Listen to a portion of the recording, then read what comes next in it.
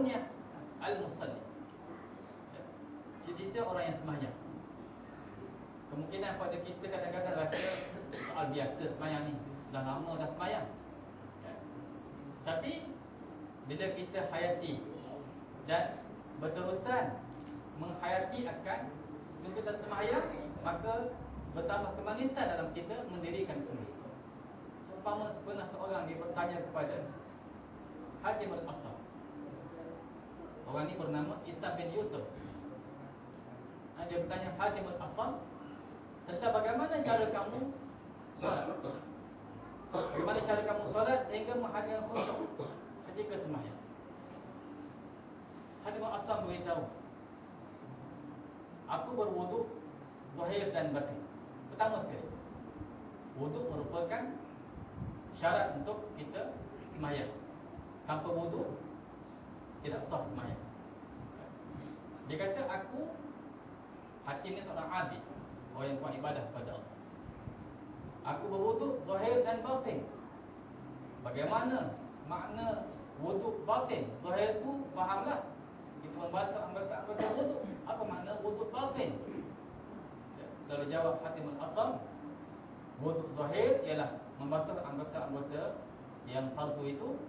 Wuduk batin ialah dalam membasuh wuduk anggota yang zahir tadi, aku menghilangkan 7 perkara dalam ketika berwuduk. Aku menghilangkan, yakni aku mengingatkan, pertama aku bertaubat kepada Allah ketika berwuduk. Taubat ketika wuduk. Ini cara-cara, langkah-langkah awal untuk hadir hati ketika sembahyang. Lihat, ambil orang yang rapat, dekat dengan Allah, hampir dengan Allah. Dalam masa berwuduk, dia bertaubat pada Allah, pertama.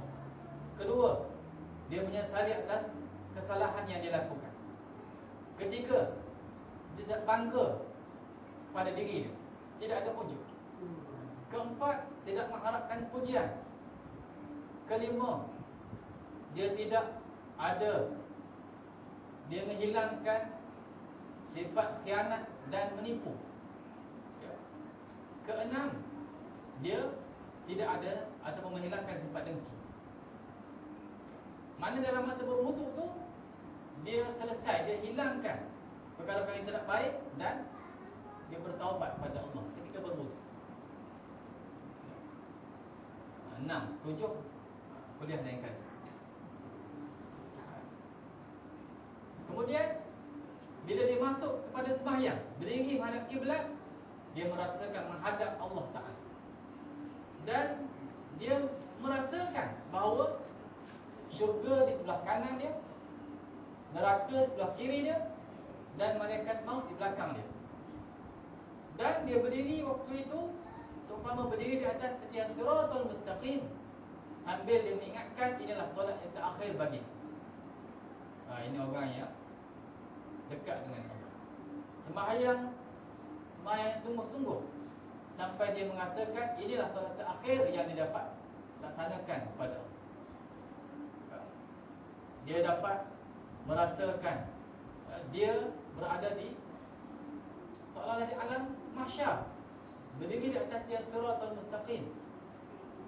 Ketika itulah baru rasa takut pada Allah waktu nak menghadap Allah. Kita sembahyang kadang-kadang di antara 2 separuh masa. Habis masa pertama bola, ada masa 5 minit, sembahyang sekejap. Lepas tu habis sembahyang, sama masa kedua.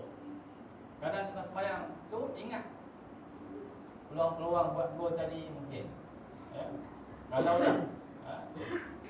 Kalau lah tapi Isali dia tu sikit masuk gol tadi dalam sembahyang tadi. Tu kita lah.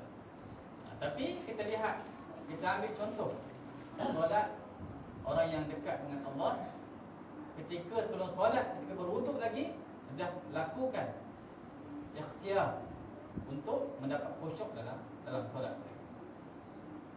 Jadi kitab Niyatul Musalli yang saya sebutkan ini, yang dikarang oleh Syekh Al-Fatani, merupakan guru kepada pengarang kitab kita ini, Kifayatul Ghulam, Syekh Ismail Minangkabau. Dia lahir dalam tahun 1166 Hijrah.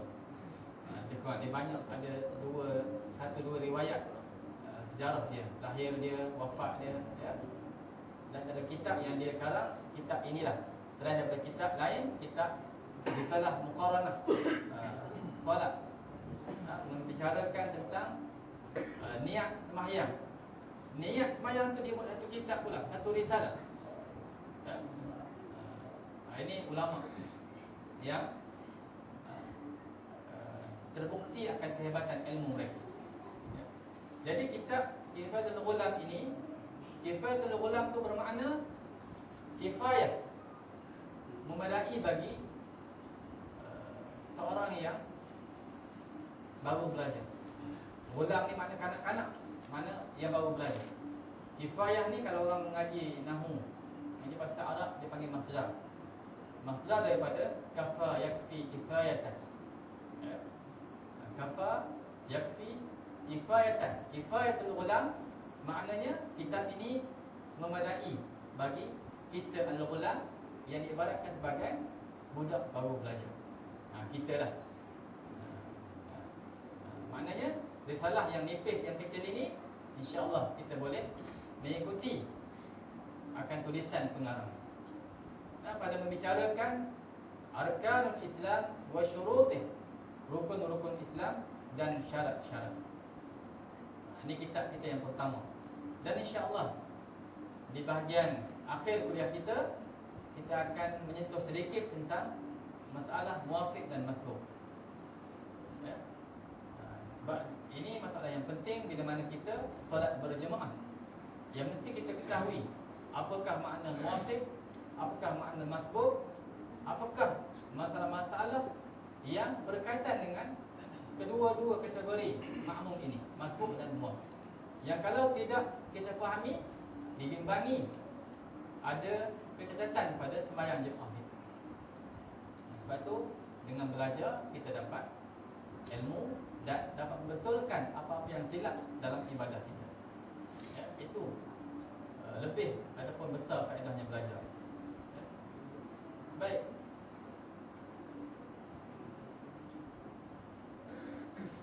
Jadi kitab ini kalau di Jengka ni saya rasa tak ada kedai kitab yang jual kitab ni lah.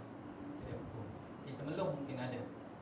Di Temelung tuan-tuan boleh cari di kedai buku Al-Hidayah dekat Lurah Semantan, dekat Stesen Bah Lama tu ada kedai buku. Seberang pada tempat Pakistan jual kopiah pun, depan tu ada kedai buku Al-Hidayah. Jadi situ banyak kitab-kitab Jawi, kitab-kitab moden pun ada, boleh cari di situ, ya. Tapi kalau jadi kitab mangga tak ada rasanya. Kitab mangga ke RTB tak ada situ. Jangan carilah. Jadi kitab-kitab ilmu, kitab-kitab lama, kitab moden, itu ada insya-Allah. Baik, kita mulakan insya-Allah. Bismillahirrahmanirrahim. Aku mulai kitab ini dengan nama Allah yang amat murah lagi amat mengasihan. Mana-mana musannif, mana-mana pengarang kitab, mereka memulakan kitab mereka dengan menyebut nama Allah. Bismillahirrahmanirrahim.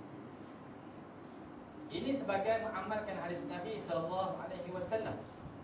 Kullu amrin dhi balin la yudau fihi bismillah fahuwa abtar atau aqta' atau ajza. Tiap-tiap pekerjaan yang tidak dimulai dengan bismillah, pekerjaan yang zibalin, yang mempunyai cita-cita. Apa maknanya? Pekerjaan yang tidak haram, tidak makruh dan tidak perkara yang hina. Maknanya selain daripada itu, kalau tidak dimulakan dengan bismillah, menyebut nama Allah, fa huwa abtar, maka ia terpotong. Fa huwa aqta, maka ia terpotong.